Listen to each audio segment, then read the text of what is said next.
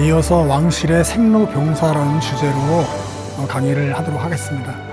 창경궁에서 발생됐던 여러 가지 태어나고 병들고 그리고 죽는 이야기들을 하도록 하겠습니다.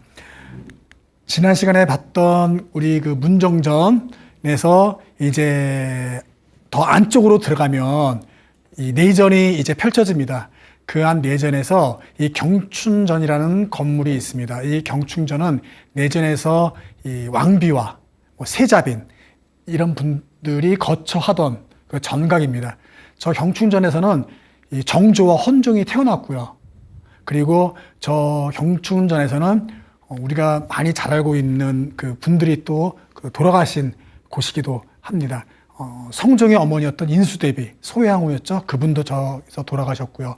그리고 숙종의 비였던 인현왕후, 장희빈과 그 숙적이었죠. 그 갈등을 겪었던 그 인현왕후도 저기서 돌아가셨고요. 그리고 그 정조를 저 경춘전에서 탄생됐고 또 그 해경궁, 정조의 어머니였던 해경궁이 또 돌아가셨던 자리가 경춘전입니다. 그래서 그 중전이나 또 세자빈이었던 그런 분들이 거쳐면서 그 사셨던 곳으로 내전의 중심 건물이었던 곳이 바로 경춘 그 전입니다. 정조가 이제 저기서 태어나고 창경궁에서 이제 주로 이제 그 거처로 삼으시고 정사를 이제 그 펼쳐셨던 분이신데, 그래서 상당히 창경궁에서 많이 이제 그 우리가 이야기를 좀 하는 분입니다. 이 정조는 그 효의 왕후가 그 비였습니다. 이 효의 왕후는 영조가 그 간택해서 이제 이 세손의 비로 그 삼았습니다. 그런데 효의 왕후는 좀 비운한 왕후였어요.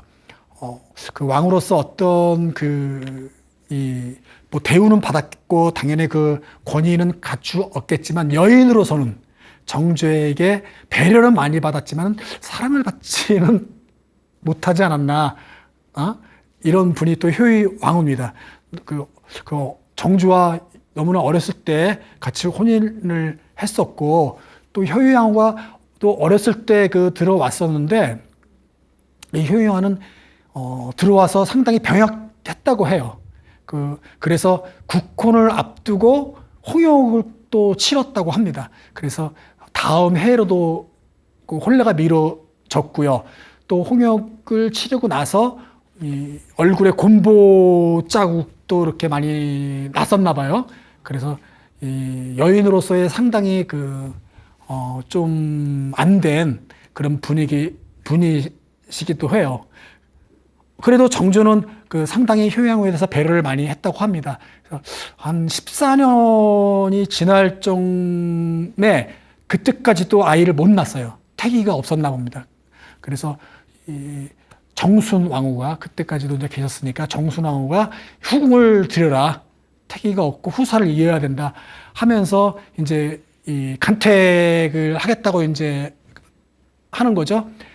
그때 정조의 가장 측근이었고 그 당시 권력의 핵심 가였던 신하가 홍구경이었어요. 홍구경 많이들 들어보셨죠? 결국 나중에 또 홍구경도 정조에 의해서 사사에 죽지만 그 홍구경이 이걸 기회로 삼아가지고 자기 누이 동생을 후궁으로 보내는 거예요. 궁궐로.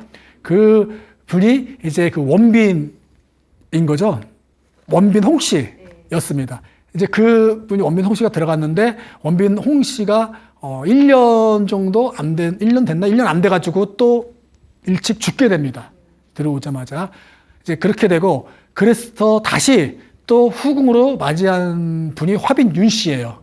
그 화빈윤 씨도 파평윤 씨로서 상당히 막강한 가문의 그 자녀였고, 그 집안의 권력가들의 그런 그 가문이었기 때문에 또 그런 가문이 필요했었겠죠? 왕실에서는. 화빈윤 씨가 이제 들어왔습니다.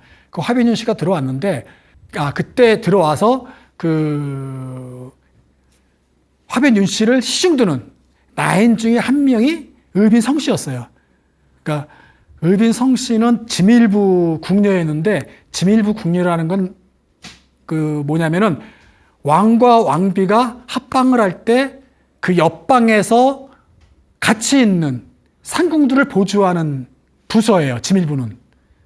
가장 신뢰받는 그런 상궁 중에서도의 부서인 딸린 궁녀를 지밀부 궁녀인데 거기에서 의빈 성씨가 있었나 봅니다. 그러니까 화빈 윤씨와 정조가 합방을 할 때 의빈 성씨도 뭐 이렇게 이제 시중을 들면서 정조가 봤던 모양이죠.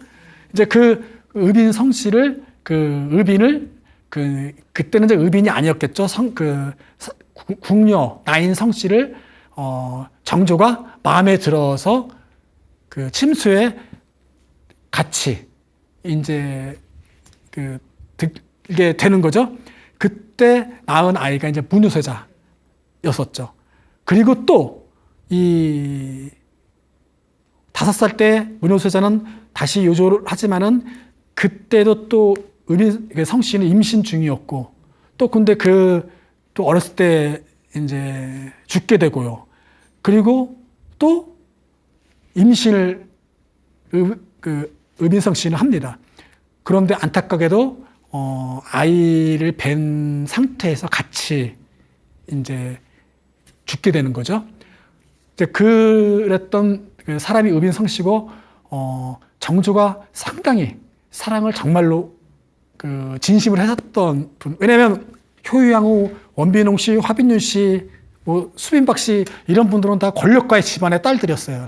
그리고 간택을 내서 후궁 간택으로 들어왔는데 의빈성 씨는 정조가 직접 자기가 마음에 드는 여인을 선택해서 후궁으로 이제 나중에 돼서 이제 의빈이 된 거니까 맞이했으니 얼마나 남자로서 그리고 한 여인으로서 지냈겠습니까? 그래서 그랬던 분이었기 때문에 성덕임이 우리 드라마나 뭐 이산이나 그리고 뭐 옷소매 붉은 거기에도 나오고 주로 주인공으로 나오게 되는 거죠. 자, 그렇게 해서 의빈성 씨는 안타깝게 돌아가시게 됩니다. 그리고 나서 다시 맞이한 분이 수빈박 씨입니다. 반남 박 씨인데 집안도 상당히 노르는 계열의 중심가의 아주 권력가의 집안이었고요. 그래서 이 박 씨를 맞이하고 거기서 태어난 분이 순조, 그 다음 왕인 순조가 되는 겁니다. 그래서 지금 이렇게 계속해서 이렇게 보시면은 영조도 그랬고 이 사도도 그랬고 사도도 영조와 정빈이 씨에서 태어난 거든요. 왕후에서 안 태어나고 또 순조도 그러고 정조만이 이제 해경궁 같은 경우는 중전도 못 돼보고 데뷔도 안 됐잖아요.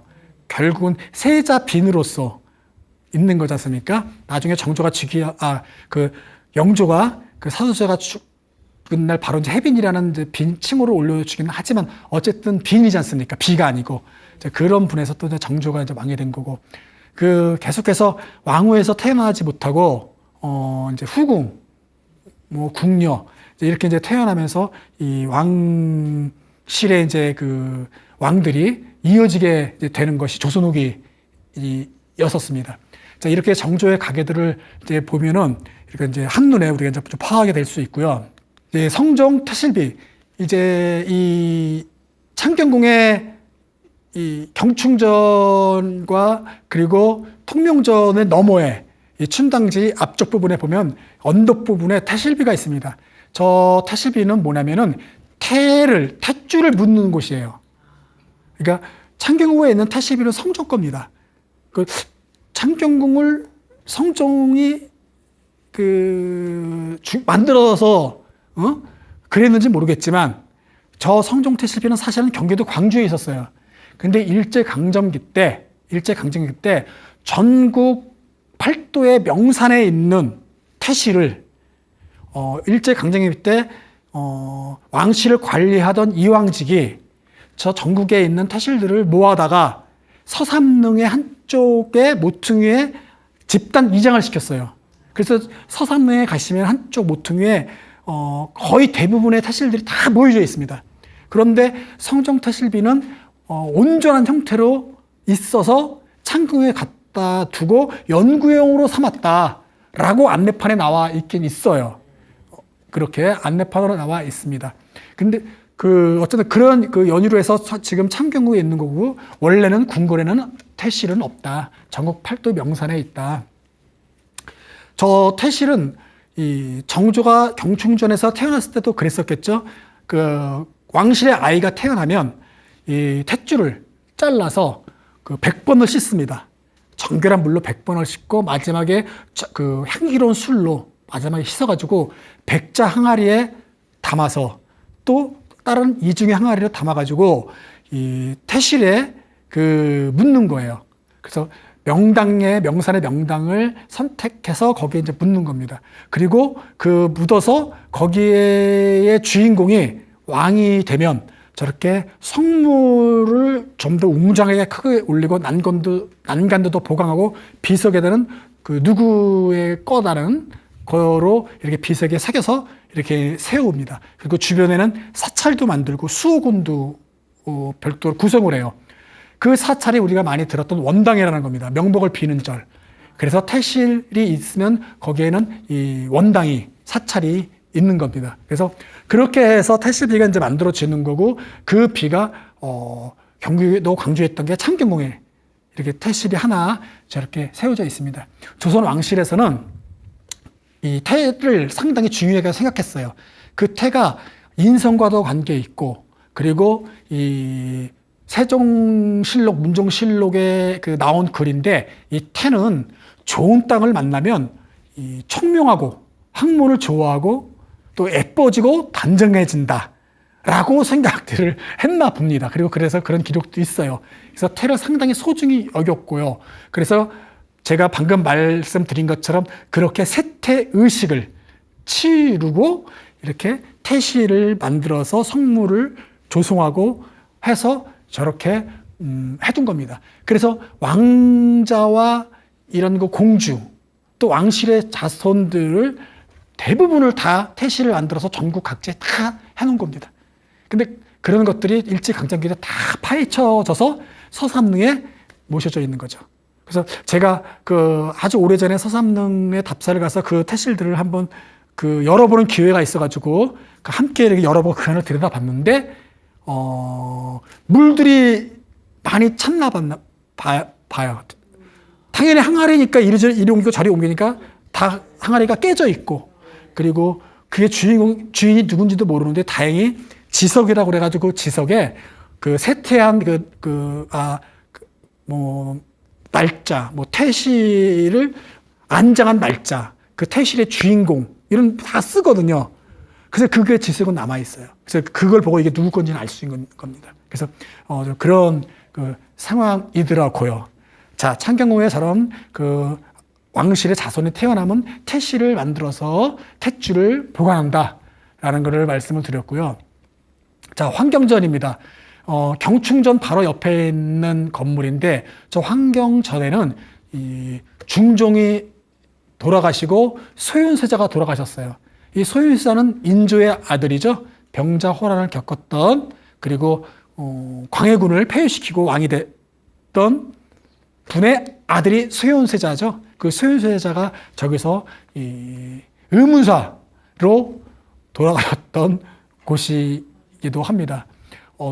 또 이제 그뿐만 아니라 이 황경전에는 이렇게 또 빈전으로도 사람이 죽으면은 그 시신을 보관한 거, 장례 기간 동안. 왕실에서는 장례를 5개월 동안 하거든요. 그 5개월 동안 빈전에 시신을 모셔요. 그래서 저기에는 우리가 잘 아는 명성황후 또 시신이 있었고, 철인왕후도 있었고, 조대비라고 불렸던 친정왕후도 있었고, 이런 빈전으로 조선 후기에 많이 쓰였던 곳입니다. 자, 환경전은 그런 조선 후기에 용도로 쓰였고, 이 소윤세자가 저기서 의문사를 당했었는데, 그게 이제 어떤 계서 돌아가셨냐면, 소윤세자가 저 안에서 침을 맞고 3일인가 4일 있다가 이제 돌아가시는 거예요. 그래가지고 그 왕실에 이제 종친이 들어가서 이제 염습을 하러 들어가서 봤더니 얼굴에는 이목구비, 일국부의 구멍에서 피가 나와가지고 이 피들이 얼굴을 반을 가리고 온몸에 아주 검게 독약을 먹고 죽은 것처럼 되어 있더라라고 그렇게 이제 증언을 한 거예요. 그래서 의문이 막 그냥 엄청나게 이제 증폭이 됐던 거였죠. 자, 그렇게 해서 이제 돌아가셨는데 이제 왜 그렇게 이제 됐느냐를 좀 우리가 살펴보면 소윤세자는 청나라의 인질로 끌려가는 거죠. 인주가 병저 호란으로 이제 이 청나라 황제에게 이제 무릎을 꿇고 9번인가 이제 이렇게 절을 막 하는 거지 않습니까? 그리고 나서 이제 굴욕을 당했던 삼전도 굴욕을 당했었지 않습니까? 그리고 나서 인조가 이제 그의 아들 소윤세자, 그다음 왕이 될 사람 소윤세자, 그리고 그다음 복림대군 소윤세의 동생, 그리고 뭐 그의 부인들, 그리고 동궁에 있었던 모든 관원들도 다 같이 세자 시강원, 세자 이기사, 경호하는 그런 부대, 경연을 가르쳤던 그 학자들, 통역관, 의관, 뭐 이런 엄청난 게 간원들까지 합치면 약 300여 명이 가깝게 그 인원이 청나라로 다 인질로 가는 거예요. 병조가 끝나고 나서. 그리고 인조는 왕위를 유지하고 있는 거예요. 그리고 그렇게 갔었면서 심양 관사라고 심관에서 이제 소윤세자가 거기서 이제 지금으로 말하면 대서관 같은 일을 업무를 보는 겁니다. 이 조선에서는 동궁에 있으면 공부만 해야 되거든요. 어르신한테 아침에 저녁에 잠자기 전에 문안 인사드리고 공부하고 이런 게 다 일과였어요. 세자는. 그런데 심양에 가서는 이 조선과 청나라와의 어떤 대사관으로서 역할 같은 거를 했었던 거예요. 그래서 뭐 청나라에 바치는 곡물의 조종, 세납 같은 문제, 그리고 민간인들의 이런 포로를 이렇게 이제 보내주고 하는 그런 문제, 여러 가지 것들을 아주 여러 가지 많은 일들을 소윤세자가 그런 걸 행정을 했던 겁니다. 거기서 그런 것을 하고서 청나라에서 선지 문물들을 또 많이 또 배웠던 거예요. 북경을 함락하고 청을 세웠어요. 이제 명나라를 다 이제 몰락시키고 청나라가 이제 중원을 다 장악을 했지 않습니까? 그래서 소윤세자를 이제 내보내는 거예요. 조선으로 이제 가도 된다고. 왜냐하면 필요가 없어졌죠. 그전에는 이 명나라를 침략해서 명나라를 이제 무너뜨리고 청나라를 만들기 위해서는 조선이 필요했거든요. 도움이. 그래서 인질로 이제 데리고 오기 것도 있지 않습니까? 이제 그런 와중이어서 북경을 이제 장악하게 되니까 소윤세자 인질이 이제 필요 없게 돼서 이제 조선에 내보내는 거죠. 그래서 그때 소윤세자가 이제 북경에서 또 한 70일 있었다고 해요. 그 북경에 있으면서 천주교 신부 마담 샤리라는 분을 만나가지고 천주교 서적들도 많이 받고 상당히 많은 서양의 학문을 공부했대요. 그리고 가장 놀라웠던 거는 소윤세자가 이 천문학을 알게 됐다는 거예요.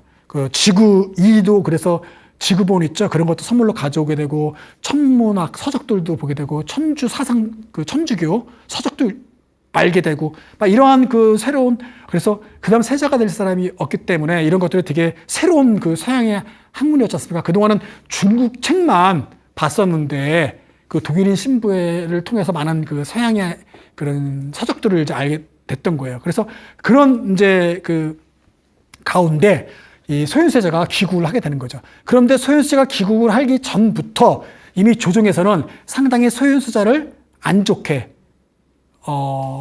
보는 세력들이 생겨났습니다. 그리고 인조도 마찬가지였어요. 그 전에 어떤 소문이 돌아다니면 소윤세자가 돌아오면 왕위를 소윤세자한테 줘야 된다.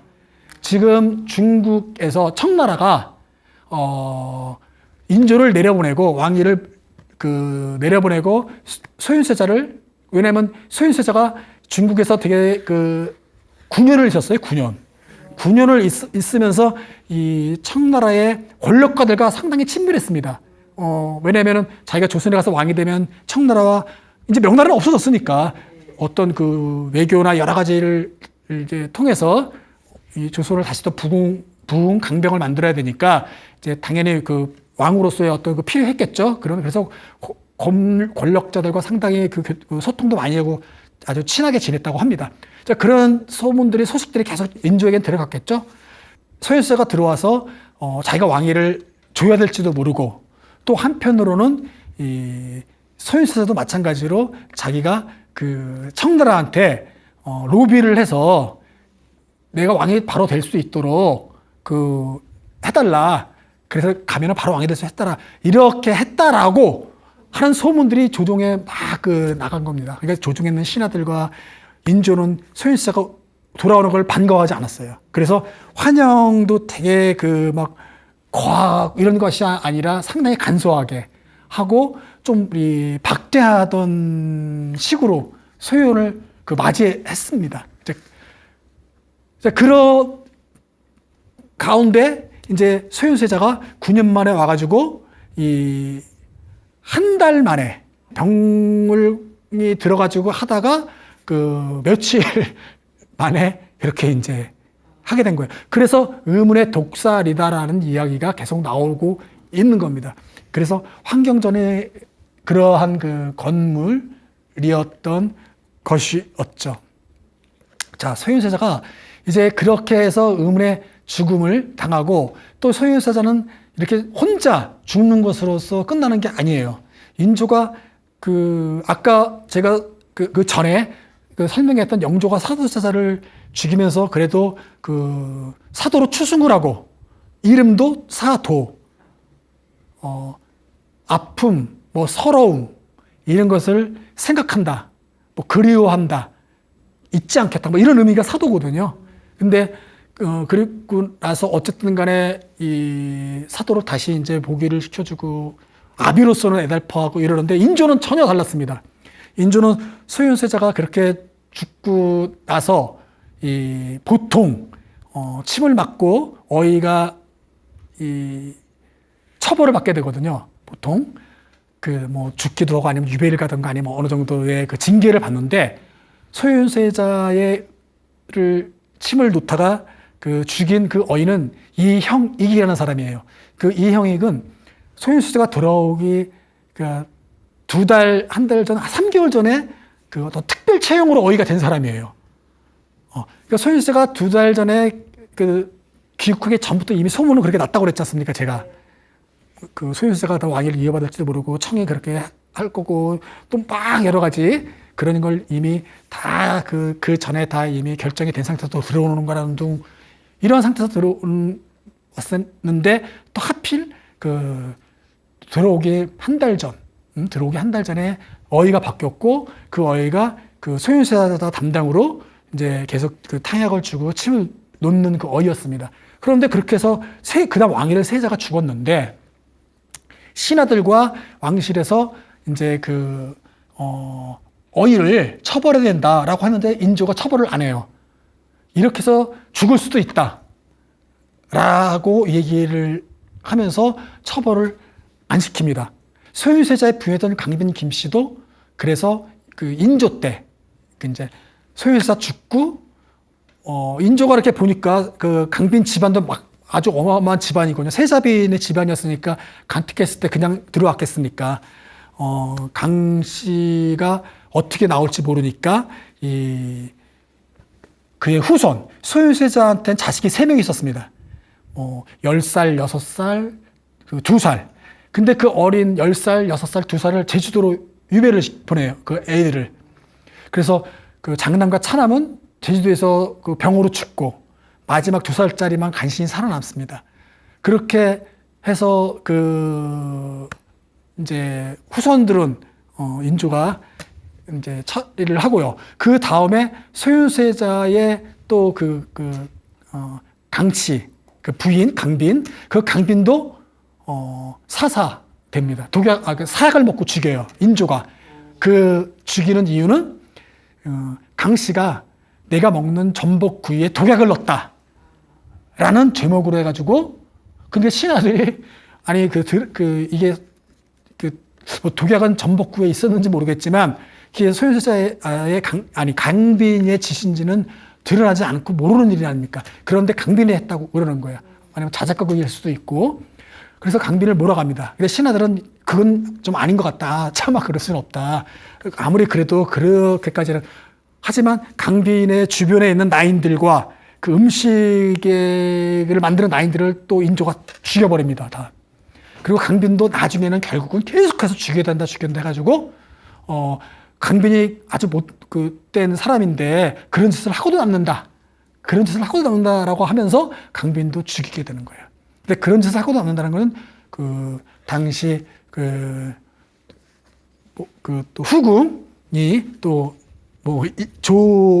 소용 조 씨가 상당히 청유하는 후궁이었다 그러니까 많은 또 이야기들을 서로 나눴겠죠. 어쨌든 강빈은 그렇게 해서 또 억울한 죽음을 갖게 됩니다. 그러면서 강씨 집안은 이제 몰락하게 되는 거죠. 하물며 강 씨의 형제들, 남자 형제들도 인조가 또 다 죽입니다. 나중에 어떤 변란이 있을 화근이 될 조짐을 없게 만드는 거죠. 그래서 아주 그냥 비참한 세자빈의 친정이 또 몰락하게 되는 거죠. 그리고 그 다음에 왕이 된 사람이 복림대군이죠. 이 복림대군은 효종인 거죠. 그 다음에 이제 소윤세자 다음이 죽고 소윤세자 아우였던 복림대군이 왕이 돼서 효종이 이제 되는 거죠. 그 효종은 같이 인질로 끌려갔지 않습니까? 그런데도 자기가 왕이 되고 나서 소윤세자와 그 후손들을 복권시켜주지 않고 강빈의 그 친정집도 복권을 절대 시켜주지 않아요.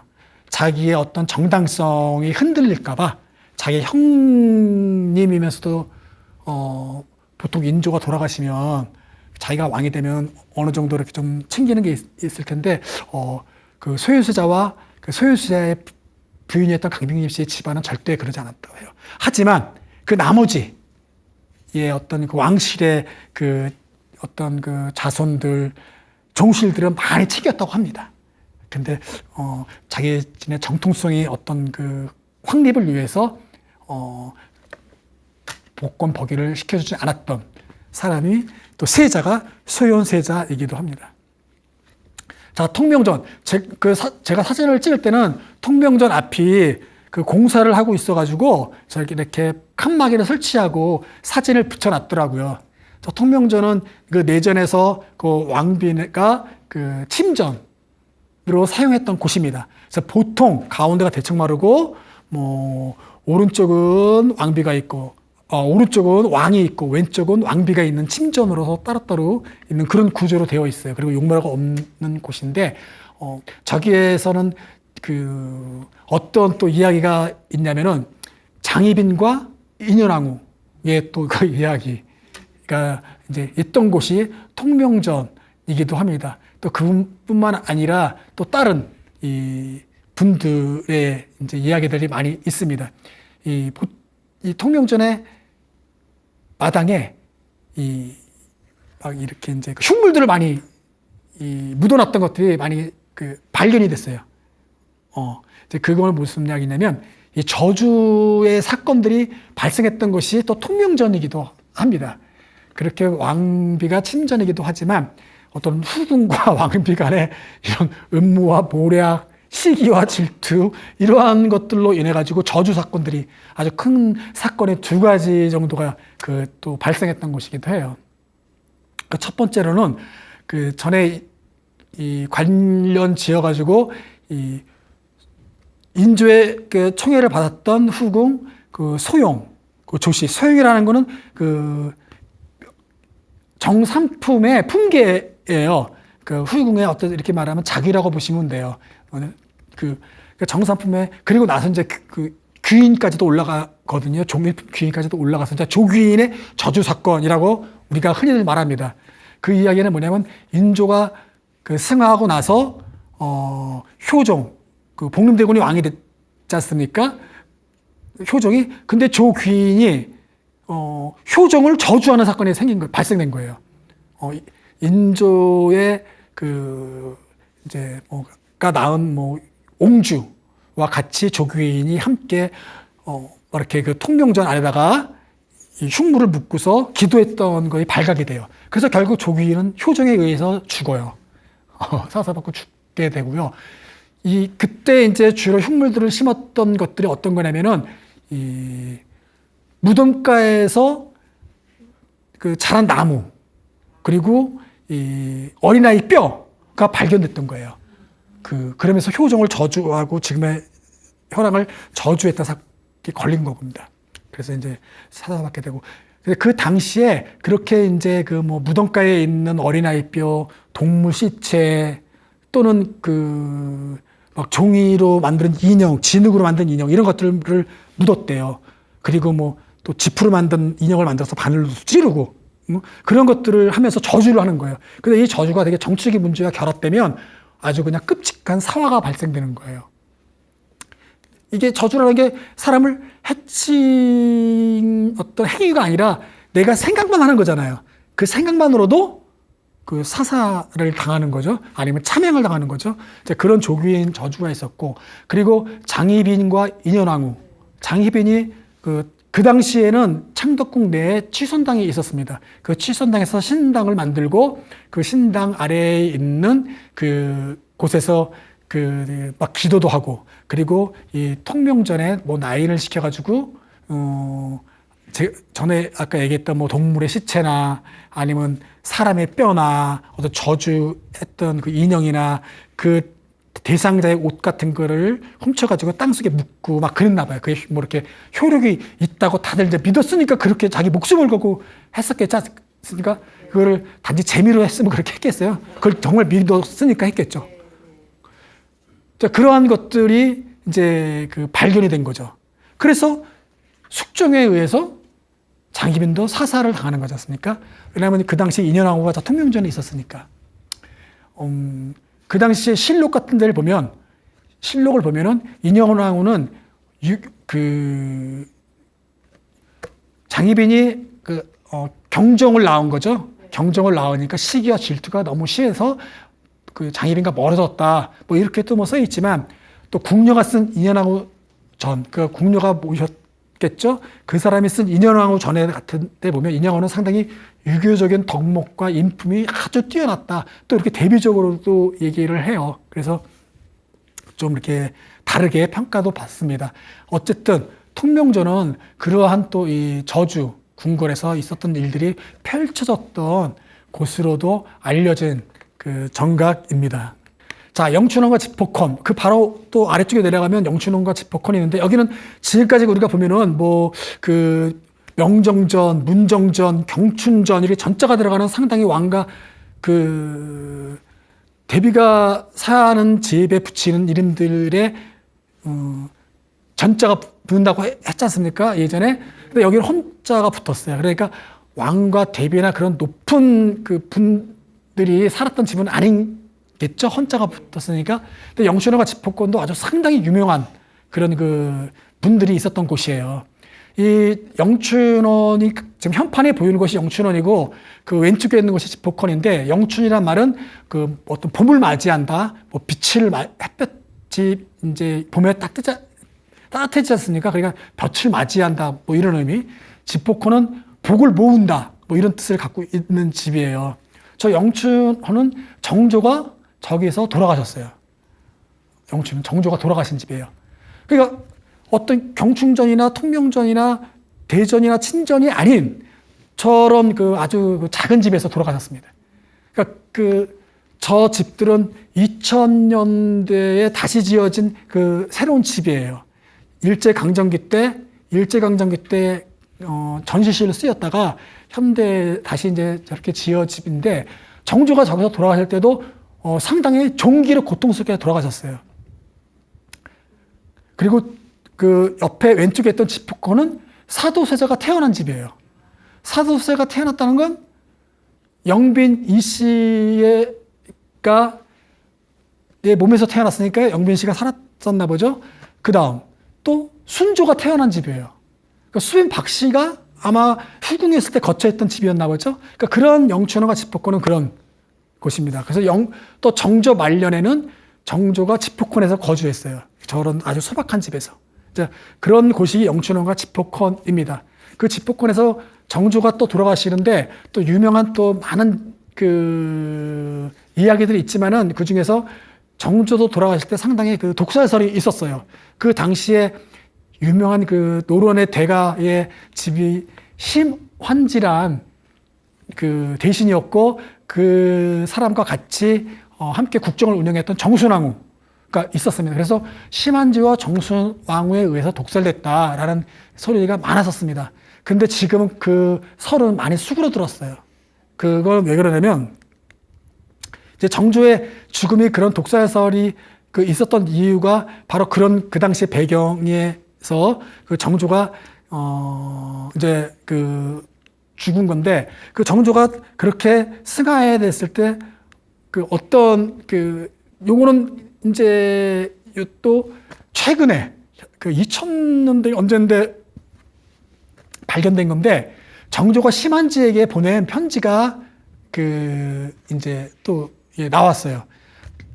저게 이제 어떻게 나와 있냐면은, 심한지에게 내용을 좀 더 볼까요? 이런 내용이에요. 그 노론의 대수였고 그 정지와 상당히 그 대척점에 있었다라고 생각돼 왔었는데, 저 내용을 보시면은 저 마지막 부분에 보면은 막 이렇게 되어 있어요. 즉시 거행하기에는 경들이 실제로 할 수 있는 길이 없으므로 우선 논의를 통하여 바람을 일으키는 것이 어떠한가. 그러니까 논쟁을 너희들이 그 뭐 조정의 대전이나 이렇게 편전했을 때 해라. 어떤 그 안건이 있을 때, 그리고 나서 내가 이제 뭐 또 처리하는 게 더 낫다. 이런 국정 운영을 논의하고 또 어떻게 시행하려는 것까지 그 당시 심한지에게 보내는 글이에요, 편지로. 그래서 이 편지는 바로 찢어라. 뭐 이런 그 내용들.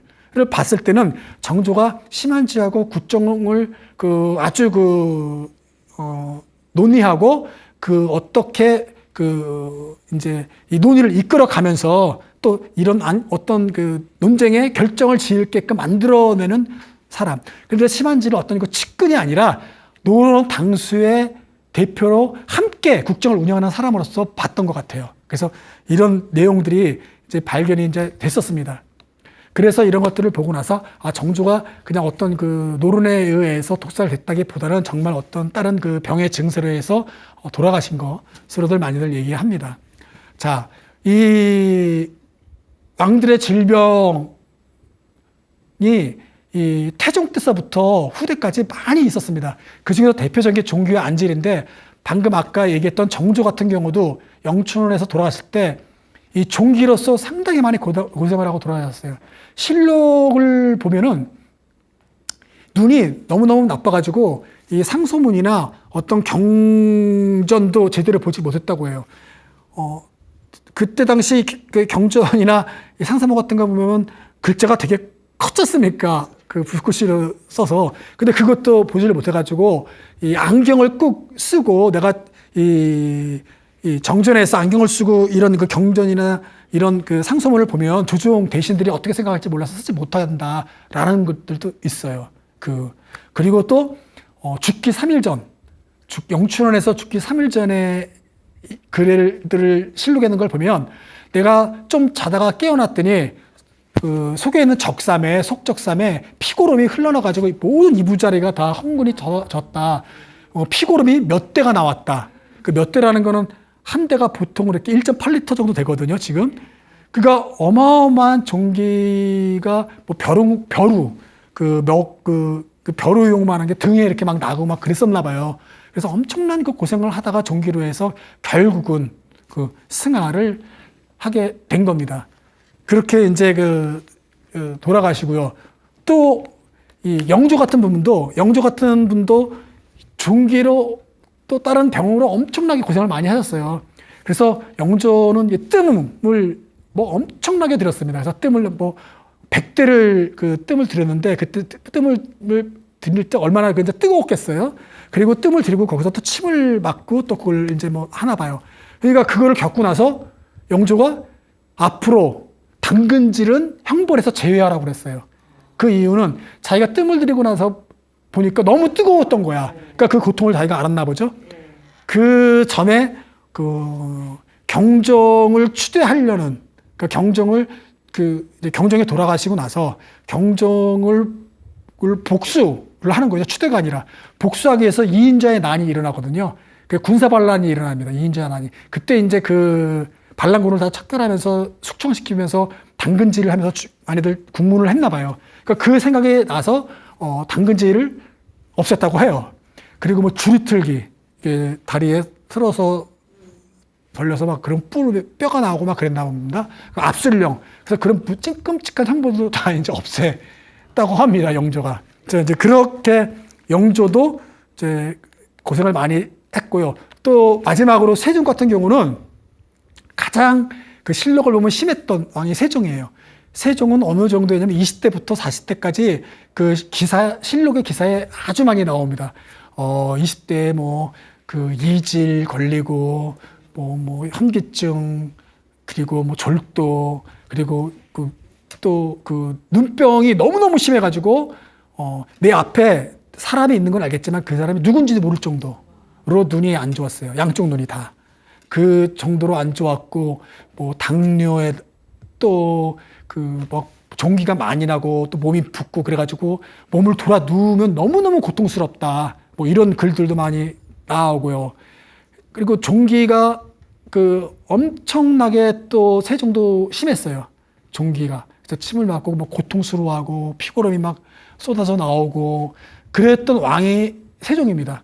이제 그러면서도 말년에 이런 뭐 의례를 정비하고 수많은 서적들을 감행하고 천문 관측기구를 만들고 했던 분이 또 훈민정음도 그 창제를 계속해서 진행하시고 했던 분이 또 세종이기도 해요. 그래서 이 조선의 왕들이 태종 때부터, 태종이 왕이 되기 전에는 안 그랬는데 태종 때부터 왕을 하고 1년부터 눈병, 2년 전부터 종기해서 거의 유전병으로 해서 후손까지 계속해서 그런 종기와 안질로 해서 고생했던 분들이 또 조선인의 왕들이기도 했다. 그리고 돌아가시는 또 하나의 그 원인으로서 많은 분들이 돌아가셨습니다. 그래서 이 창경궁은 이 태실부터 이렇게 그 탄생, 그리고 이 승하까지 그 어떤 그 질병을 들이 또 왕들에게도 이야기할 수 있는 궁이 또 이 창경궁이기도 했습니다. 사도세자, 소윤세자, 뭐 정조 이런 분들이 사셨던 곳, 뭐 이런 궁궐이 바로 창경궁이었습니다. 네, 이 강의 오늘 마치겠습니다.